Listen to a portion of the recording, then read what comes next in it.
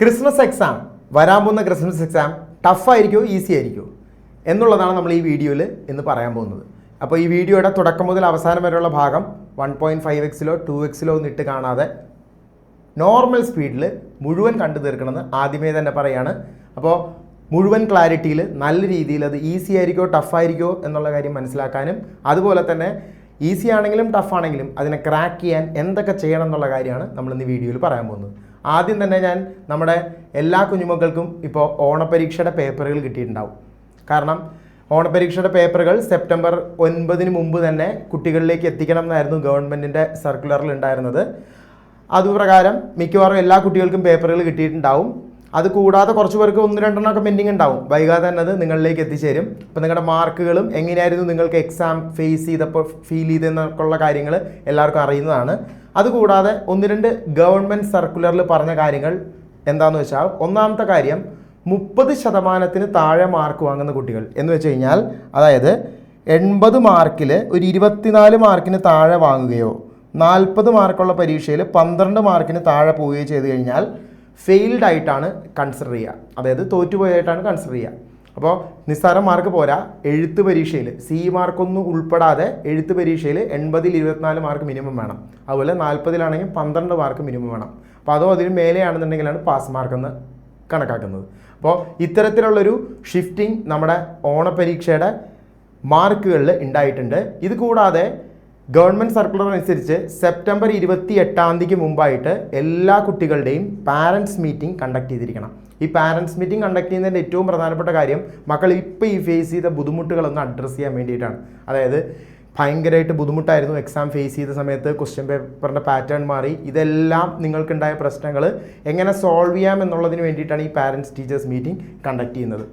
അപ്പോൾ ആ parents teachers meeting conduct ചെയ്യുന്നത് പാരൻസിനെ പാർട്ടിസിപ്പേറ്റ് ചെയ്യുന്നതിനൊപ്പം തന്നെ മക്കളും കൂടി ഒന്ന് പാർട്ടിസിപ്പേറ്റ് ചെയ്താൽ കുറച്ചും കൂടി നന്നായിരിക്കും. കാരണം എന്താണെന്ന് വെച്ചാൽ പാരൻസും ടീച്ചേഴ്സും മക്കളും കൂടെ ചേർന്ന് വരുന്നൊരു കൂട്ടായ്മയിൽ നിന്നാണ് സൊല്യൂഷൻസ് ഏറ്റവും പെട്ടെന്ന് നമുക്ക് എത്തിച്ചേരാൻ സാധിക്കുക. അപ്പോൾ അതിൽ ഒരു പ്രധാന കാര്യം പാരൻസ് ടീച്ചേഴ്സ് മീറ്റിങ്ങിൽ ഉണ്ടാകാൻ പോകുന്നത്, നിങ്ങളുടെ മാർക്ക് അനുസരിച്ചിട്ട് നിങ്ങളെ 3-4 കാറ്റഗറി ആയിട്ട് തരംതിരിക്കും. അതായത് ഏറ്റവും വീക്കായി നിൽക്കുന്ന ആൾക്കാർ, മീഡിയം ലെവലിൽ നിൽക്കുന്ന ആൾക്കാർ, എബോവ് നല്ല എക്സലൻ്റ് ആയിട്ട് നിൽക്കുന്ന ആൾക്കാർ, ഇങ്ങനെ 3-4 രീതിയിൽ നിങ്ങൾ ക്ലാസിഫൈ ചെയ്തിട്ട് ഫെയിൽഡായ കുട്ടികളെയും വീക്കായി നിൽക്കുന്ന കുട്ടികളെയും മാക്സിമം വർക്കിട്ട് പൊന്തിക്കുക എന്നുള്ളതാണ് നമ്മുടെ ഇനിയുള്ള ടേമിൻ്റെ ഉദ്ദേശം. അപ്പോൾ ആ പാരൻറ്റ് ടീച്ചേഴ്സ് മീറ്റിങ്ങിൽ ടീച്ചേഴ്സ് നിങ്ങളിലേക്ക് കൺവേ ചെയ്യാൻ പോകുന്ന ഏറ്റവും പ്രധാനപ്പെട്ട ഒരു കാര്യം ഇത് തന്നെയായിരിക്കും. അതുകൂടാതെ എല്ലാ കുഞ്ഞുമക്കളും പാരൻസും എല്ലാവരും അറിഞ്ഞിരിക്കേണ്ട കാര്യം, ഇപ്രാവശ്യത്തെ ഓണം എക്സാമിൻ്റെ ക്വസ്റ്റ്യൻ്റെ പാറ്റേൺ 1 മാസം മുമ്പ് തന്നെ ഗവൺമെൻറ് നമുക്ക് സമഗ്രയുടെ സൈറ്റിൽ ഇട്ടുതന്നതാണ്.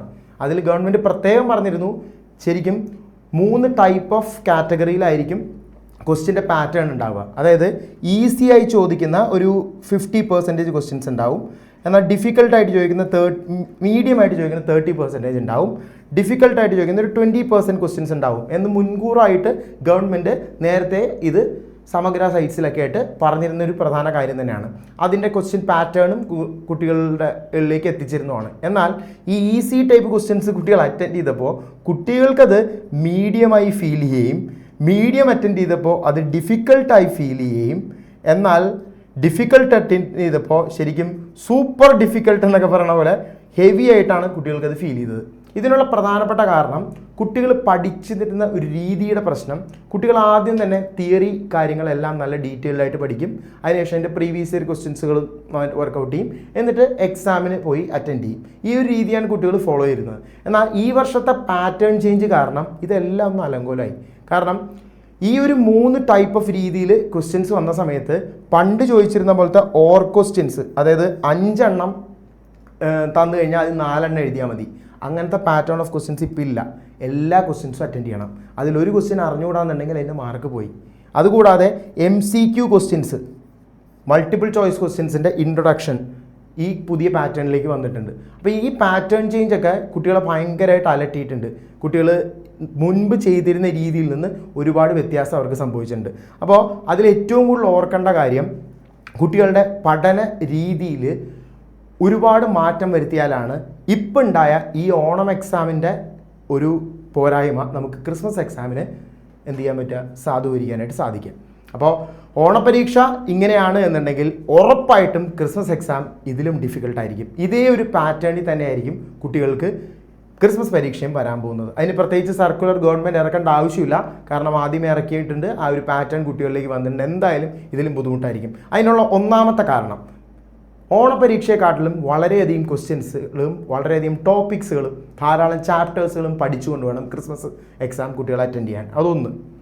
കാരണം ഒരുപാട് ചാപ്റ്റേഴ്സ് ഉണ്ടാവും, ഓണത്തെക്കാട്ടിലും ഇരട്ടി ചാപ്റ്റേഴ്സ് ഉണ്ടാവും. രണ്ടാമത്തെ കാര്യം, കുട്ടികൾ ഇപ്പോൾ പഠിച്ചുകൊണ്ടിരിക്കുന്ന ഒരു രീതിയുണ്ട്. ആദ്യം തിയറി എല്ലാം കംപ്ലീറ്റ് പഠിച്ചു തീർക്കും. ആ തിയറി എല്ലാം പഠിച്ച് കംപ്ലീറ്റ് തീർത്ത് കഴിഞ്ഞാൽ സെറ്റായി എന്നാണ് കുട്ടികൾ വിചാരിക്കുന്നത്. എന്നാൽ കുട്ടികൾക്ക് പ്രീവിയസ് ഇയർ ക്വസ്റ്റ്യൻസ് വർക്കൗട്ട് ചെയ്യണമെന്നുള്ള ആഗ്രഹം ഉണ്ടാവും.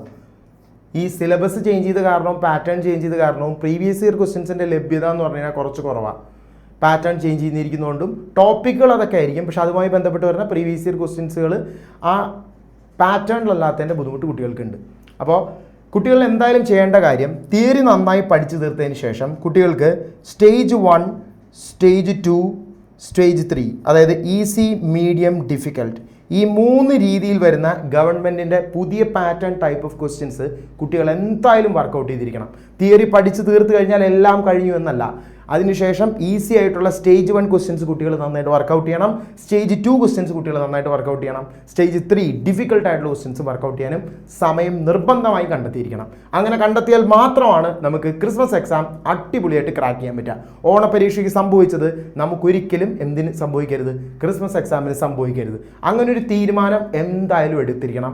ഇത് ഇപ്പോൾ എടുക്കണം. കാരണം നമുക്ക് സെപ്റ്റംബർ ശരിക്കും മിഡ് വീക്കായി. ഇപ്പോൾ ഇനി നമ്മുടെ ഒക്ടോബർ ഉണ്ട്, നവംബർ ഉണ്ട്, ഡിസംബറിൽ നമ്മുടെ ക്രിസ്മസ് എക്സാമിങ് എത്തി. ഇതിലൊരു പ്രശ്നമുള്ളത്, ഒക്ടോബർ നോക്കണ്ട. കാരണം ഒക്ടോബറിൽ നിങ്ങളുടെ യൂത്ത് ഫെസ്റ്റിവലും സ്പോർട്സും ആർട്സും ആയിട്ടൊക്കെയുള്ള കാര്യങ്ങളൊക്കെ ആയിട്ട് എല്ലാ കാര്യങ്ങളും ബിസി ആയിരിക്കും. എന്നാൽ നിങ്ങളുടെ അവൈലബിൾ ആയിട്ടുള്ള പിന്നെ നവംബറും ഈ സെപ്റ്റംബറിൻ്റെ ഹാഫുമാണ്. സെപ്റ്റംബറിൻ്റെ ഹാഫ് എന്ന് പറഞ്ഞാൽ ഇപ്പം അങ്ങോട്ട് പോകും, ഓടി അങ്ങോട്ട് തീരും. പിന്നുള്ളത് നവംബറാണ്. നവംബറിൽ നിങ്ങളുടെ പോർഷൻസ് നിങ്ങൾക്ക് കിട്ടി, അപ്പം തന്നെ നിങ്ങൾ ഡിസംബറിൽ ക്രിസ്മസ് എക്സാം ഫേസ് ചെയ്യേണ്ടിയും വരും. അപ്പോൾ അധിക സമയമില്ല. അപ്പോൾ സമയമില്ലാത്തതുകൊണ്ട് തന്നെ ഞങ്ങളെല്ലാ ന്യൂട്ടൺസിലെ അധ്യാപകരും കൂടെ ചേർന്ന് ഒരു തീരുമാനം എടുത്തിരിക്കുന്ന കാര്യം, ഈ വരുന്ന ടേമിലുള്ള എൻ്റെ എല്ലാ കുഞ്ഞുമക്കൾക്കും ന്യൂട്ടൺസിൻ്റെ ലൈവ് ഇൻട്രാക്റ്റീവ് ക്ലാസ്സുകളിലേക്ക് സ്വാഗതം. ഈ ലൈവ് ഇൻട്രാക്റ്റീവ് ക്ലാസ്സുകളിൽ നമ്മൾ നിങ്ങളെ തിയറി പഠിപ്പിക്കുകയും അതുപോലെ തന്നെ സ്റ്റേജ് 1, സ്റ്റേജ് 2, സ്റ്റേജ് 3 ക്വസ്റ്റ്യൻസുകളെല്ലാം നിങ്ങളെ പഠിപ്പിച്ച് നിങ്ങൾക്കുള്ള ഡൗട്ടുകൾ ലൈവായിട്ട് ടീച്ചേഴ്സിനോട് ചോദിച്ച് അത് മനസ്സിലാക്കി അത് നല്ല ക്ലിയർ കട്ടായിട്ട് റെഡിയായി സെറ്റാക്കി ക്രിസ്മസ് എക്സാം ക്രാക്ക് ചെയ്യുക എന്നുള്ള രീതിയിലായിരിക്കും ഈ ടേമിൽ നമ്മുടെ ക്ലാസ്സുകൾ റൺ ചെയ്യുക. അപ്പോൾ എല്ലാവരും വൈകി തീരുമാനിക്കരുത്, ഇപ്പം തീരുമാനിക്കുക. കാരണം ഞാൻ നേരത്തെ പറഞ്ഞ പോലെ സമയം വളരെ കുറവാണ്. എടുക്കുന്ന തീരുമാനം ഇപ്പം തന്നെ എടുക്കുക, നേരത്തെ വർക്കിട്ട് കൊടുക്കുക. ആ നേരത്തെ വർക്കിടുന്നതിൻ്റെ ഗുണം ആരൊക്കെയാണോ ചെയ്യുന്നത് അവർക്കൊക്കെ ടൺ ബെറ്റർനെസ് എന്തായാലും ക്രിസ്മസ് എക്സാമിന് ഉണ്ടാവും. Okay, so all the best for the next term.